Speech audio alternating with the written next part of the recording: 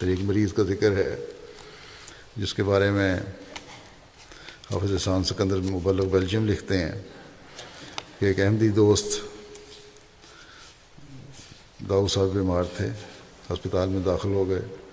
ان کے جگر گردے اور پھیپھڑوں نے کام کرنا چھوڑ دیا، ہسپتال میں ہی انہیں دل کا دورہ بھی پڑا، انہیں وینٹیلیٹر پر لگا دیا گیا، کچھ دیر بعد ڈاکٹروں نے جواب دے دیا،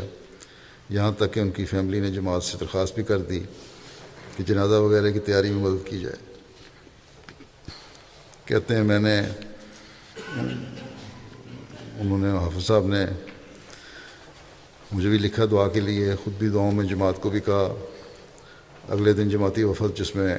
صدر انصار اللہ، سیکرٹری تبلیغ اور یہ شامل تھے، ان کو وزٹ کرنے گئے تو ڈاکٹر کہنے لگے کہ ایک معجزہ ہو گیا ہے